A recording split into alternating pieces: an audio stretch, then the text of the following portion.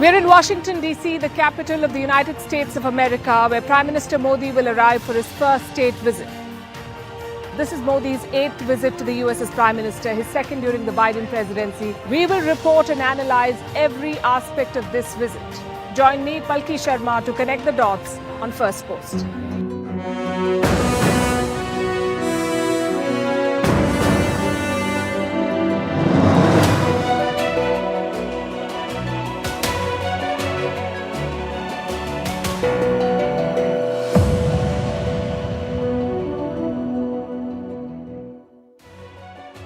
Hello and welcome to Vantage USA. We are coming to you live from Washington, D.C. Behind me is the Washington Monument. It's countdown time here. Just a short while from now, Prime Minister Narendra Modi will be landing in the United States. He will touch down at the Andrews Air Base in Maryland. From there, he will leave for New York. This is the first leg of this all-important visit. The Prime Minister has some meetings lined up. One of them is with Elon Musk. So lots to watch out for in New York. The second leg of the trip is here in Washington, D.C. Modi will meet President Biden. He will attend a state dinner.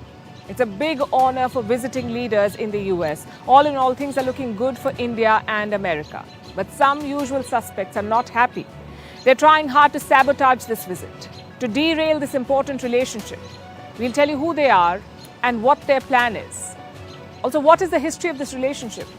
India was twice sanctioned by the United States in the last century. How did sanctions turn to state visits? We'll answer all of that on today's show. But first, the headlines. Russia launches air attacks across Ukraine. Kiev says its air force shot down 32 of 35 drones. Ukraine warns that the biggest blow in its counter-offensive is yet to come. Moscow threatens retaliation if West-supplied weapons are used by Ukraine to strike Crimea. Crisis in Pakistan fails to secure supply of liquefied natural gas. This was their first attempt to do so in about a year. They floated a tender to purchase 6 shipments, but no companies responded. China resumes imports of Taiwanese sugar apples despite rising tensions. Beijing had imposed a ban in 2021 over biosafety fears. China has been cutting imports of Taiwanese fruits and seafood over the past 2 years. Big setback for controversial influencer Andrew Tate. He's charged with rape, human trafficking and forming an organized crime group. Andrew Tate was first arrested in Romania last December along with his brother. And racism in football rears its ugly head again. New Zealand's football team abandoned a friendly match against Qatar. The Kiwis accused a Qatari player of racially abusing defender Michael Boxall. New Zealand did not play the second half after the referee refused to take action.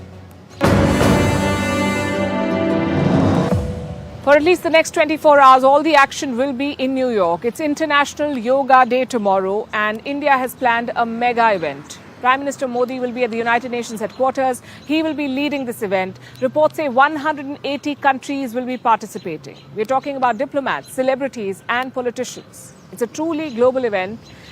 It's been something of a pet project for the Prime Minister. He made the pitch in 2014 during his first United Nations address. Prime Minister Modi suggested that June 21st be declared International Yoga Day.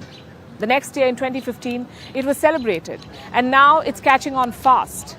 Getting 180 countries to do anything is not easy, especially not in this political climate. It's proof of India's role in bridging differences on the global stage. And what better place to showcase that role than the United Nations? The Prime Minister also has some meetings lined up today. Around 24 people from various walks of life, businessmen like Elon Musk and scientists like Neil deGrasse Tyson. But not everyone is as excited. There is one section of American society that is sulking over this visit. And who are they? Well, the usual suspects. Some American media houses and think tanks. They're not concerned about facts or realities. They just virtue signal. They build a narrative against India.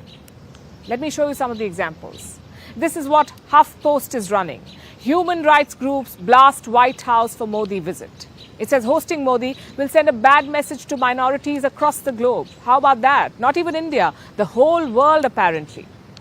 And here is another one from the Foreign Affairs magazine. America's bad bet on India, they say. They say New Delhi will never side with Washington against Beijing. Then you have Amnesty International and Human Rights Watch. They're screening a documentary today, this one by the BBC. It's the same documentary that was blocked on social media in India. It talked about Modi's role in the 2002 riots. The courts cleared his name, but the high and mighty at the BBC did not. Either way, that documentary will be screened in American cities today. It's a protest, apparently. Last week, we also had 2 reports come out, both by this agency, the Congressional Research Service. It's a quasi-government agency here in the United States. The first report talks about India's human rights assessment. Now, I don't remember New Delhi asking for one, but that's America for you. The second report is called India-US Relations Issues for Congress. And what does this one say? That there should be scrutiny on how the White House handles India, specifically on 2 issues, democracy and human rights. Now, quick side note. This is the same Congress that has invited Prime Minister Modi to address it. Some of these saboteurs work online. They're trending a new hashtag, a hashtag on Twitter. This is hashtag Modi not welcome. What do all these examples tell you? There is a concerted campaign to sabotage India-US relations, to use the bogey of human rights to do this. Do you know what else it shows? It shows America's superiority complex. It's evident in all these articles and so-called op-eds. Look at the one that HuffPost published. The fact that they continue to whitewash Modi by giving him a platform is very worrying. Why does Modi need the White House for a platform? He was elected in the largest election in human history. He doesn't need a state visit for legitimacy. Now look at the foreign policy piece. India has been called a bad bet. Forget that it's a country of 1.4 billion people. Forget that it's the 5th largest economy in the world. Forget that it's a nuclear power. According to foreign policy, none of that matters. India is just a bet. And why is that? Because the article has a China filter on. We talked about this issue yesterday. Biden cannot look at the India relationship through the China prism alone. This goes beyond that. It has to. Natural allies don't need a common enemy to unite. That cannot be the only reason. They can focus on other things like trade, technology and manufacturing. But some groups here don't want that. The so-called experts say India will not help against China, so abandon it. The activists say India is autocratic and undemocratic, so sanction it. They're building a lot of pressure on President Biden. The question is, what will he do? But so far, he's ignored such campaigns. If you think about it, such reports and theories are not new. They've been published every year, yet Biden invited Prime Minister Modi for a state visit. I guess that's an encouraging sign. But the folks inside White House should realize something. Everyone loses patience at some point. India has voiced subtle criticism at reports emerging from here. You know the ones I'm talking about, like the notorious Religious Freedoms Report. So far, they have not heard the relationship. But what if the public opinion turns? What if such overt attempts to meddle in Indian affairs trigger public outrage? That's something the Biden team should chew on. We said natural allies don't need enemies to unite. So the question is, what do they need? Over here, most diplomats talk about one thing: shared values. These are things India and the United States have in common, like democracy or rule of law or social diversity. In the last 2 decades, we've heard a lot of this from presidents, from diplomats, and from senators. Take a look. The partnership between the United States and India has deep and sturdy roots in the values we share. The United States has an enormous fondness for India, partly because there's so many Indian Americans, and because of the shared values that we have. Our 2 nations are united by shared values of democracy, respect for individual rights, and a shared commitment to freedom. One of those additional elements are the values that we share, the values that are common to American democracy and to Indian democracy. That was in the last 2 decades. But before that, things weren't so rosy. India's relationship with the US was colored by the Cold War. Washington had a strict policy then. Are you with us or against us? India refused to play that game. As a result, relations suffered. During this period, 2 events stand out. One was the 1971 war. India intervened to end Pakistan's crackdown in present-day Bangladesh. The Soviets supported us. Britain and France were indifferent. but the US actively opposed us. Then President Richard Nixon supported Pakistan. He even deployed an aircraft carrier in the Indian Ocean to intimidate New Delhi. Why? Because Islamabad was mediating between the US and China. They needed Pakistan's support. So they went against India. The second instance was also in the same decade. The year was 1974. India conducted its first tests in 1974, first nuclear tests. And how did the US respond? With sanctions. The Americans hampered India's space and defense programs. Even after the Cold War, things were slow to change. In 1998, India tested another nuclear device. The Americans sanctioned again. They stopped India from securing foreign aid and loans. So the 20th century, you could say, was a lost opportunity for both the countries. India and the US were effectively rivals. Washington moved closer and closer to Pakistan in this period. So New Delhi found comfort in Moscow. So what has changed between now and then? How did we go from sanctions to state visits? Well, relations really began to improve. In the 1990s, India had opened up its economy by then, and Pakistan was less important since the Soviets were out of Afghanistan. So Washington tried to reset things. Plus, remember, the Cold War was over. The US did not have to worry about the Soviet Union. The 1998 sanctions were a setback, but a brief one, because the next year, Kargil happened. The whole world knew what Pakistan was doing. They saw Pakistan as the aggressor. So then President Bill Clinton summoned Pakistan's Nawaz Sharif. He asked Sharif to withdraw his soldiers. It was a big moment in India-US relations.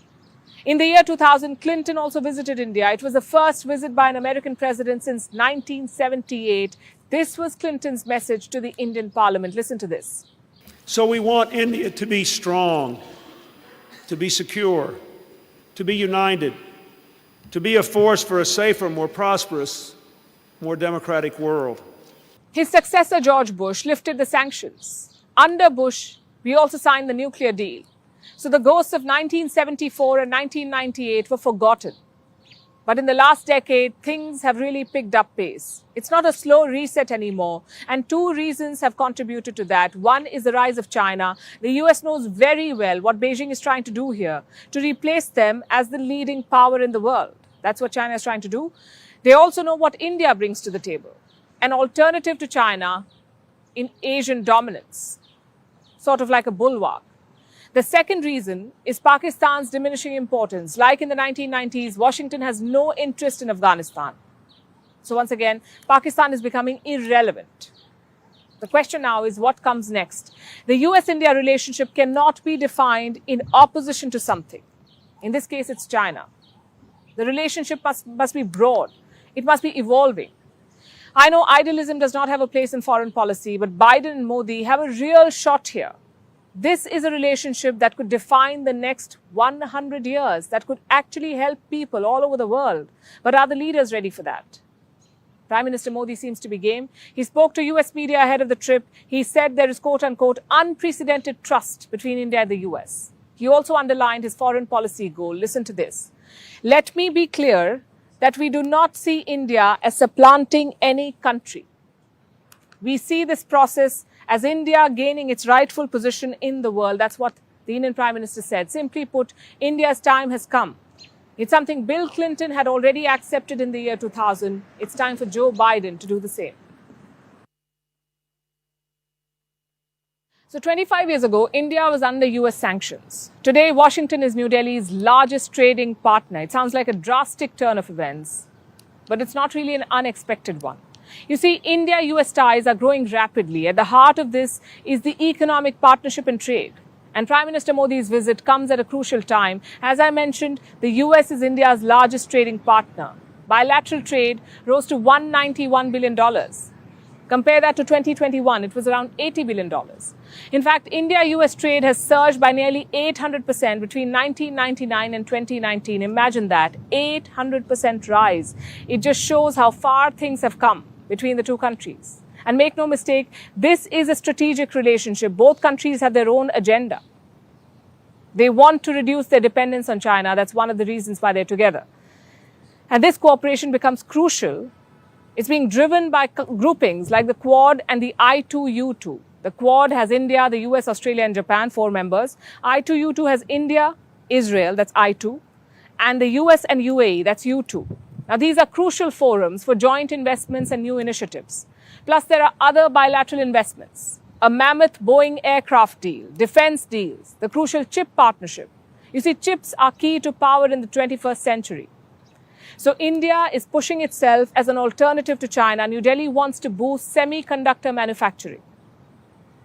And this is a plan that the US supports. It wants to help India. It wants to expand cooperation in emerging technologies like supercomputing and, of course, semiconductors.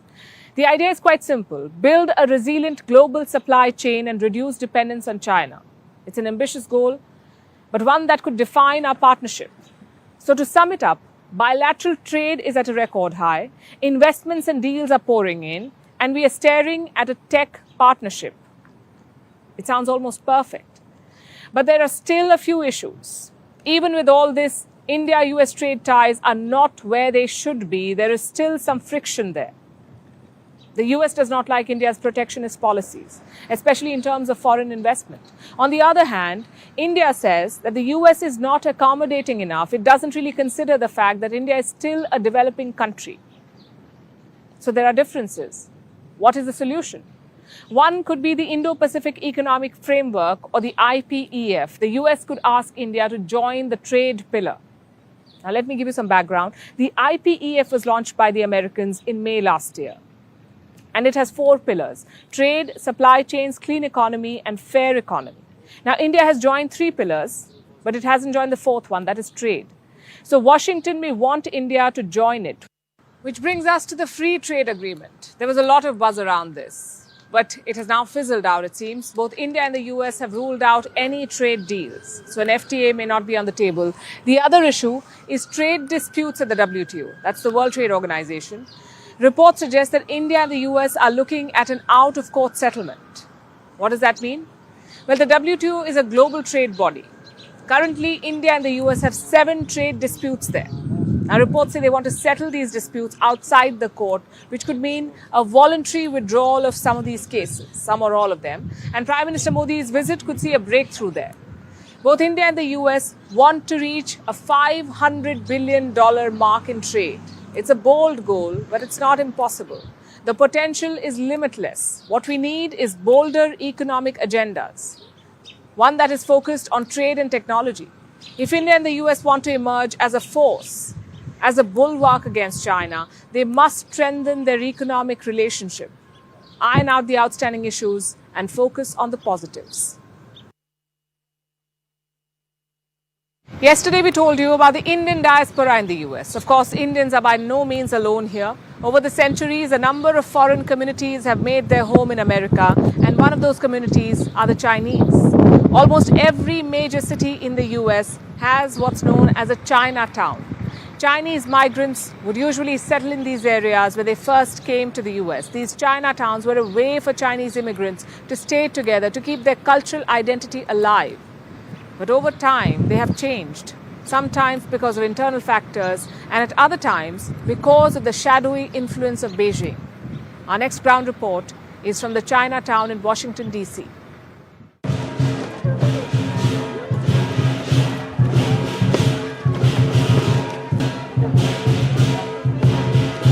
This is Washington's Chinatown.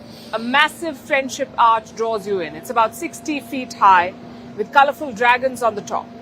The streets here are very different from the rest of Washington. They look distinct.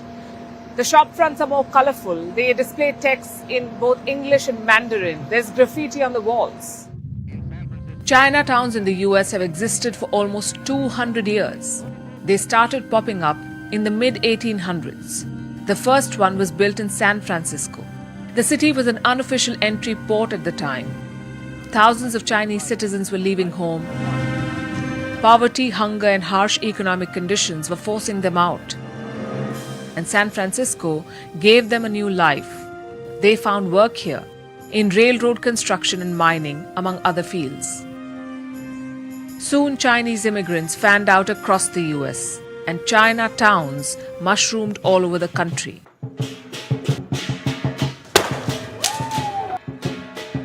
The Chinese did this with little or no help from local governments. They acquired buildings. They developed business links on their own. It led to a boom in Chinatowns. The US has 50 states. At one point, it also had 50 Chinatowns. On the face of it, they may seem like just cultural hubs, a home away from home for immigrants, a safe haven, a place of comfort and security. Soon, this American model of Chinatowns was replicated across the world. Today, there are more than 100 of them in Johannesburg, in Cuba's Havana, even in Myanmar. As the network of Chinatowns grew, the Chinese community gained influence. There are more than 10 million Chinese living overseas. This makes them an important voting bloc and an influential voice. The Communist Party sees that too. They want to tap into this influence. So Beijing decided to keep an eye on Chinatowns. It started secret police stations in these overseas settlements. One was recently busted in New York. In April, the local police arrested 2 men. Turns out they operated this secret police station. It was inside Manhattan's Chinatown, inside an office building. In at least one case, this outpost helped Beijing locate a pro-democracy activist. Going by recent statements, such secret police stations exist in more than 50 countries. And in many instances, Chinese spies have set up shop in local Chinatowns. Chinatowns were supposed to be symbols of cultural unity, but they're increasingly losing their identity. The shock of the pandemic and the rapid changes in urban spaces have forced many of the original inhabitants out. Also, China's increasing efforts at meddling in the affairs of others have put these settlements at risk. Chinatowns now run the risk of becoming pawns in a larger geopolitical game. Now, as you know, we are in Washington, D.C. It's the capital of the United States of America. It's a country that calls itself the world's oldest democracy. But the seat of power in this democracy has a dark past. Washington, D.C., like a lot of other American cities, was built on blood, sweat, and tears. Not just of the American revolutionaries, but also of slaves. Yes, the capital of the US, a country that styles itself as the leader of the free world, was built on the backs of the enslaved. Our next ground report looks at Washington's troubling trysts with slavery. If you take a stroll around Washington, D.C., you'll see how the past and the present converge. How old and historic sites stand next to modern structures. Some of these buildings are stories written in stone. This is the Martin Luther King Jr. Memorial, dedicated to the civil rights activist. He's the first African American to have a memorial in his name in this part of the capital. This is prime real estate. It's reserved for former presidents and war heroes. Martin Luther King Jr. is the first activist to be featured here. If you explore the neighborhood, you'll see that he has august company. But this city has a difficult and painful past. Many of these landmarks were built by slaves. Like the White House, it has a long history of employing slaves. The tales of the slaves of the White House are narrated here. This is a historical record of payments made by the White House to slave owners. They did not just build the presidential housing, they also served at least 10 presidents while they lived there. A former First Lady spoke about this. I wake up every morning in a house that was built by slaves.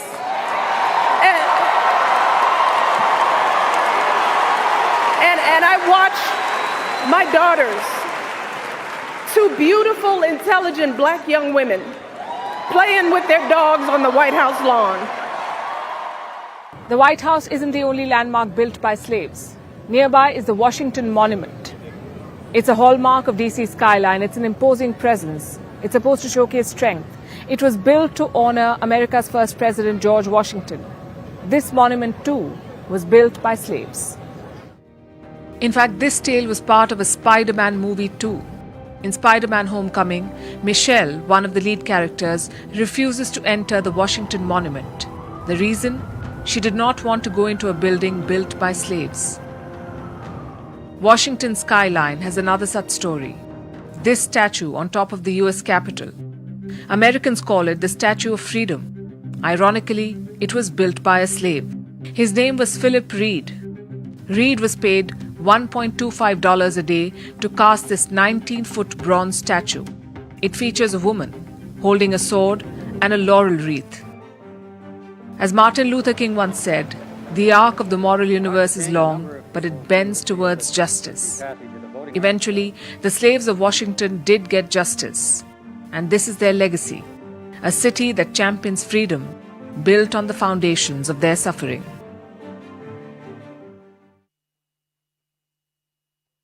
And now to the biggest story from India. Indian aviation is soaring to new heights. In February, Air India broke all records. It signed a mammoth deal with Airbus and Boeing, a deal to buy 470 planes. And now it's Indigo's turn. Indigo has ordered 500 jets from Airbus. It's the biggest ever plane deal in history anywhere in the world. Today it's my pleasure and my honor actually to announce that Indigo has concluded with Airbus the next fleet purchase in a magnitude of 500 new aircraft in the Airbus 320 family. An enormous milestone.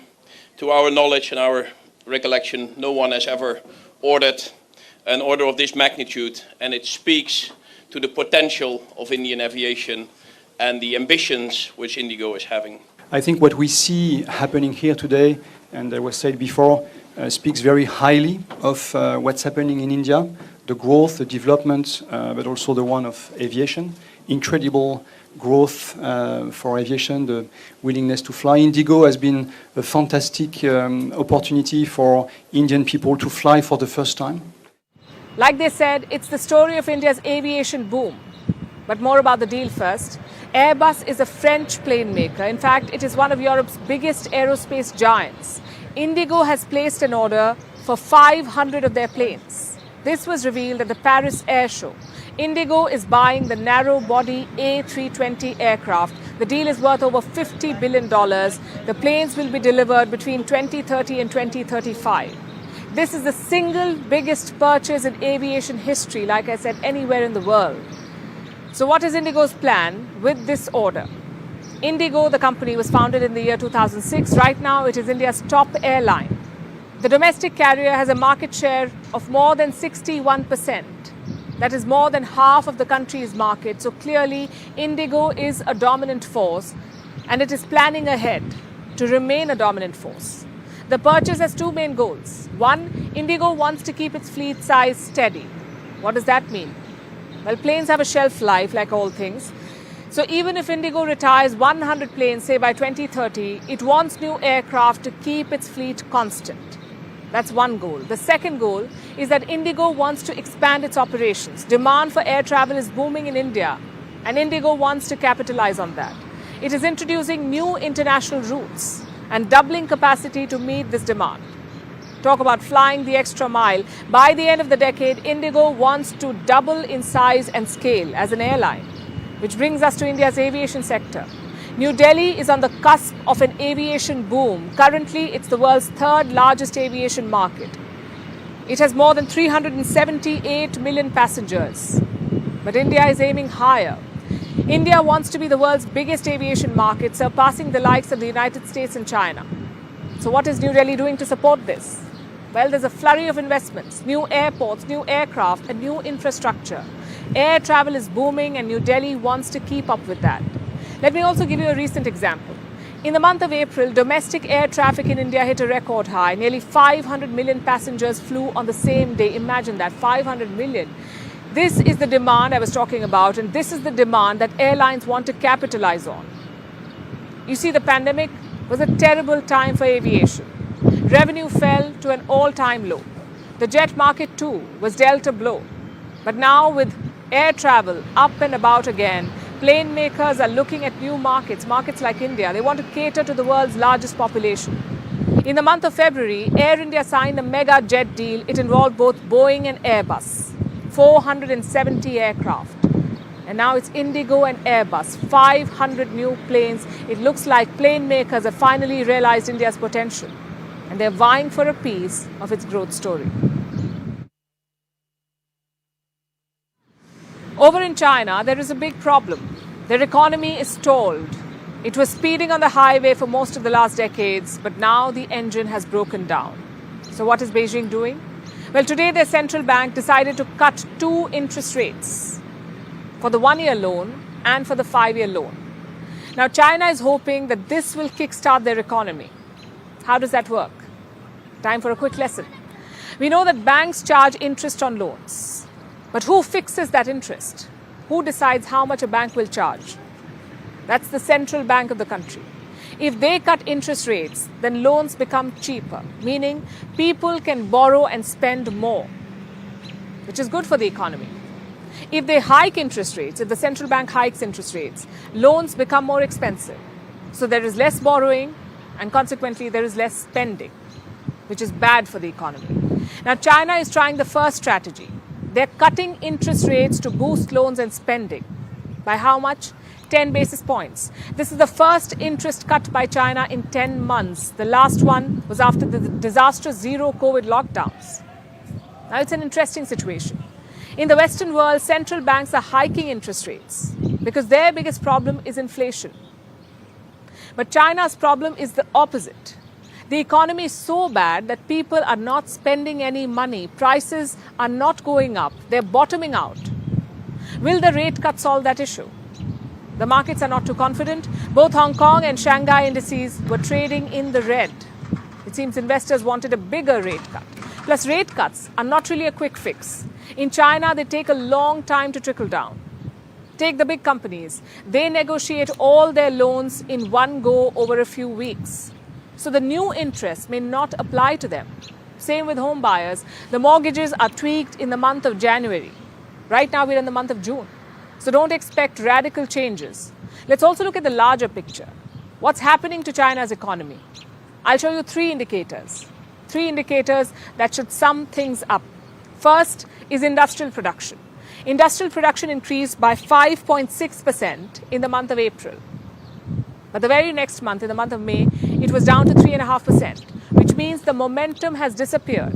The second indicator is exports. What China sells to the rest of the world. What do they export? That fell to 7.5% in the month of May. Experts had predicted a 0.4% decline. The actual fall was 7.5%. Tells you how bad the situation is. Finally, the third indicator, and that is jobs. China's youth unemployment is at a record high. It was more than 20% in the month of May. So if you take 5 Chinese youth in the age of 16 to 24, one of them doesn't have a job. Put all these indicators together, and what do you get? A slowdown. Goldman Sachs has cut the GDP forecast for China. Their first estimate was 6%. Their new one is 5.4%. Remember, this is China we're talking about. They were growing double digits in the first decade of the century. So what happened to them? Well, experts blame multiple reasons for the slowdown. For example, the type of growth, the growth model that the Chinese followed, build, and build. That strategy works in the short term, but in the long term, you need innovation, you need reform. Both have eluded China. They're left with ghost buildings and highways to nowhere. Another reason is Xi Jinping's policies. A big part of China's booming growth was foreign investment. Multinational companies built facilities in China. They put money in China. It was called the factory of the world. But President Xi Jinping has scared these corporates away. He's cracked down on everything, has spooked multinationals. Many MNCs are leaving. Seems like Xi has realized this finally. He met with 2 titans of the corporate world recently, Elon Musk and Bill Gates. It could be an attempt to satisfy foreign investors. But my point is, this is going to be a massive challenge after what you've been doing so far. If this is just a phase of slowdown, China may escape. Perhaps things will get better in the second half of the year. But if it's a structural problem, it will be much more difficult to handle. We'll have to wait and see how this plays out. And now let's turn our attention to Jenin, a city in the northern West Bank, home to over 300,000 people, also a scene of human suffering. There's been regular violence between Israelis and Palestinians here, but yesterday it witnessed one of West Bank's fiercest clashes. Israeli forces stormed Jenin's refugee camp. They fired live ammunition, stun grenades, and toxic gas. They used helicopter gunships for the first time in decades. 5 Palestinians were killed, many others were injured. What led to this attack? What is Israeli Prime Minister Benjamin Netanyahu's strategy, and how is the world reacting to these developments? Our next report tells you. Heavy gunfire, a rain of explosive devices, smoke billowing from buildings, burning tires on the ground. These scenes are from Jenin, a violence-struck city in northern West Bank, which witnessed a large-scale clash yesterday, one of the West Bank's fiercest ever. What led to this clash? Before dawn, undercover Israeli troops entered Jenin's refugee camp, targeting the home of a Palestinian member of Hamas, which has been designated a terrorist organization by Israel. Following this, Palestinian terrorists targeted Israeli troop transport.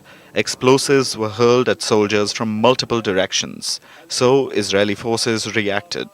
They fired live ammunition, stun grenades, and toxic gas. A combat helicopter was used to repel gunmen, in a first in 2 decades. Meanwhile, soldiers were extracted from troop transport. This resulted in one of the most intense West Bank firefights. It went on for hours. The result? 5 Palestinians, including a child, dead, over 90 civilians wounded, and 7 Israeli soldiers injured. What does the Israeli Prime Minister Benjamin Netanyahu have to say about it? He has applauded the efforts of his forces, saying that the soldiers were incredibly impressive. For Netanyahu, this attack was a message to terror forces, a crackdown on terrorism. Listen in. We strike terrorism with might and determination. Over the past few months, we have assassinated and detained a record number of terrorists. This was the case also yesterday during an operation in Jenin. Our forces eliminated several terrorists, arrested others. But many don't see it that way, especially as tensions have been on the rise in the West Bank. And Netanyahu's government is the most right-wing in Israeli history, so many have condemned Israel's actions. Listen in to what the UN has to say. The Secretary General shares the views of his special coordinator, Tor Venesland, who said just over the past hour that he was deeply concerned by today's events in Jenin following an Israeli security forces operation and the ensuing exchange of fire, which resulted in 5 Palestinians killed, including a child, and some 60 Palestinians and 7 Israeli forces wounded, at the very least. I believe those numbers are going up as we speak. Such escalations threaten to plunge the region deeper into a deadly crisis. Mr. Venesland said that all sides must refrain from actions that would further escalate the situation and take steps to re-engage on a political path. Iran and neighboring Jordan have also condemned the raid on Jenin. Jordan warned of an ongoing cycle of violence and stressed the need to halt Israel's continuous incursions into Palestinian cities. Meanwhile, Iran said Israel's criminal attacks are intensifying, calling it a clear example of organized crime and state terrorism. Hamas too has condemned the Jenin raid and praised the resistance. No shocker there. But listen in. The Zionist occupation carried out a crime in Jenin through the raid using tanks and planes and by killing martyrs in this Zionist occupation against the camp. It shows that the resistance still exists in all West Bank cities, and the threats by the occupation of a military operation will not stop the resistance in the West Bank. So while Israel stands its ground, with big plans to crack down on terrorism and Palestinian forces remain undeterred, Palestinians continue to bury their dead, with a devastating casualty toll on the rise. For our next story today, let's talk about beer. You could say it's one of the oldest bedrocks of human civilization, brewed all over the world. It has quenched the thirsts of virtually all classes of society for longer than recorded history. But now beer is causing many to bubble over with anger thanks to the President of France, Emmanuel Macron. A video of his has gone viral. He's seen downing a bottle of beer in 17 seconds in a rugby club dressing room. People are seen cheering for him as he chugs the beer. But many others are also angry. This has prompted a political row with a hint of déjà brew, pardon the pun. What am I talking about? Our next report tells you. No, this isn't a frat boy chugging beer at a college party. This is the President of France, Emmanuel Macron, downing a bottle of beer in just 17 seconds. He's doing so in a rugby club dressing room with players and coaching staff cheering him on.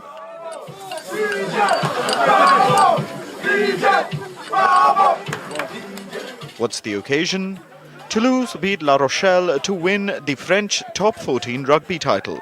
So, amid the celebrations, Macron was handed a beer bottle and urged to down the drink in one go.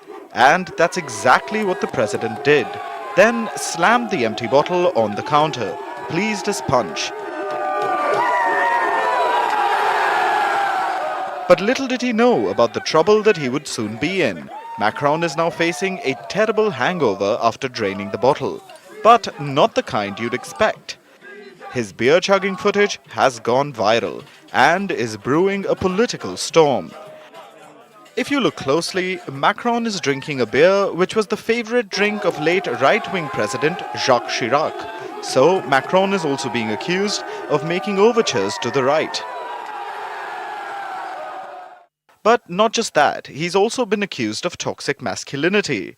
This is what Sandrine Rousseau, MP for the left-wing Green Party, tweeted. Toxic masculinity in political leadership in one image. While some are angry, others are simply disappointed. Why? The president has a responsibility of being a role model. A beer-chugging hero is not what France is looking for. With one seemingly innocuous action, Macron linked sports, parties and alcohol consumption, which was served with an unhealthy dose of peer pressure. Because even if you're the president, when urged, you will drink a bit too much. Now, some of these are assumptions, others are allegations stemming from disappointment. But one fact above all has been quite surprising for many: Macron's sudden love for beer. The president is a staunch supporter of the French wine industry. He claimed to regularly drink wine. He also previously blocked attempts to promote Dry January, which sees people starting the year alcohol-free. Macron in the past has said that beer is bad, but drinking wine, not so much. So why did Macron down the wrong drink? That too amid cheers in a room full of men. Some say this could be on purpose. During his early years, Macron was a popular leader. But over time, his image has taken a hit, especially as he tried to push a law to change the retirement age in France. This sparked mass protests across the country. In March, he was filmed having a beer in Kinshasa, the capital of DRC, amid French pensions crisis. He was accused of being cut off from ordinary concerns back home. So many wonder if Macron is again using beer to reframe his image. Is this sudden love for beer a public stunt or political stratagem to show that he's a man of the people? But did it backfire? Because now the increasingly unpopular French president is being accused of toxic masculinity. As many would know, binge drinking rarely comes with good consequences, and it looks like Macron's hangover is here to stay. And finally, some sobering news. The Himalayan glaciers are dying. They may lose 75% of their ice by the end of this century. Let me repeat that. 3/4 of the Himalayan glacier could melt by the end of 2100. And this will put about 2 billion people at risk. That's a quarter of humanity. These are the findings of a new report. Here's more.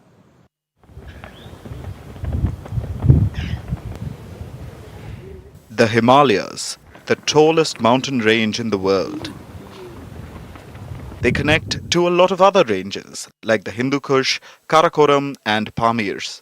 Together, these linking ranges are the roof of the world. This great range is sometimes referred to as the Hindu Kush Himalayas. These mountain ranges contain great peaks, like Mount Everest, K2 and Kanchenjunga. In fact, all of the world's top 100 peaks are part of these ranges. But that's not all. They also contain some of the world's greatest glaciers. And these glaciers feed some of the mightiest rivers: the Ganga, Brahmaputra, Indus, Mekong, Yangtze, and others. All of them are fed by the Hindu Kush Himalayas, and in turn, these rivers help feed and sustain billions. Around 2 billion people across Asia depend on these rivers. And all these people, making a quarter of the human race, are in danger. Because the life-giving glaciers of the Himalayas are melting at an unprecedented rate. The International Center for Integrated Mountain Development, or ICIMOD, in Nepal has released a report. It says that Hindu Kush Himalayan glaciers could lose 75% of their ice by the year 2100. And this is not something that can be fixed later. Some of these changes, glacier melt, this decline in snow cover, these are irreversible. Once the glaciers are gone, it's gone. Why is this happening? Global warming, of course. When measuring human-made climate change, we follow a base measure: the average global temperature before the Industrial Revolution. The world is currently set to get 3 degrees Celsius hotter than pre-industrial levels. This will be by 2100. Now, 3 degrees Celsius may not sound apocalyptic, but that's the global average temperature change. Some areas will heat up more than others, and fragile ecosystems like the Hindu Kush Himalayas will be worse affected.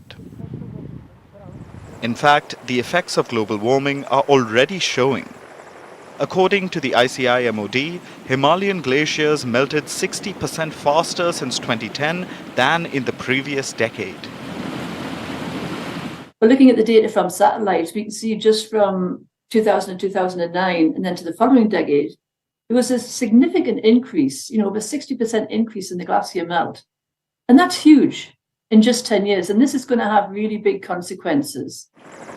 60% faster in just a decade. And the effects are visible to all who go there.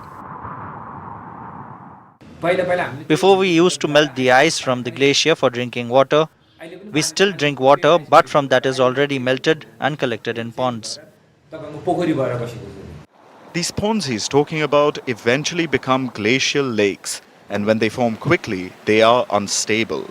This leads to them bursting and sending a destructive torrent of water downstream. One of the worst examples of this is from India. In 2013, a glacial lake burst and flooded the town of Kedarnath. Thousands were killed in the pilgrimage site. Disasters like that will become more common as the Himalayan glaciers rapidly melt. And that's until the glacial waters are around. Once they get depleted, the rivers will start drying up. Mighty rivers like the Ganga, Brahmaputra, Mekong and Yangtze will all start to dwindle. This will affect the lives and livelihoods of 2 billion people. 1/4 of the human race. It's a disaster of uncomparable magnitude just waiting to happen. Before it does, governments around the world need to wake up. They cannot take climate change lightly. They need to aggressively move towards sustainable climate goals. If not, they will be a reason for unparalleled human suffering in the years to come. And now it's time for Vantage Shots, images that tell the story. A submarine that went to explore the Titanic wreckage has gone missing. A British billionaire is one of the tourists on board. The US and Canada have launched a search operation. In the US, Kilauea, the second largest volcano in Hawaii, is erupting again. And a massive fire broke out in Germany's largest amusement park. And finally, what makes the 20th of June significant? We're taking you back in history. On this day in 2001, General Pervez Musharraf declared himself as Pakistan's president. He replaced the country's president, Rafiq Tarar. This happened 2 years after Musharraf seized power for Prime Minister Nawaz Sharif in a military coup. We're leaving you with that. Thanks for watching. We'll see you tomorrow from here, Washington, D.C. And oneness of Allah, that there can be no prophet, there can be no prophet.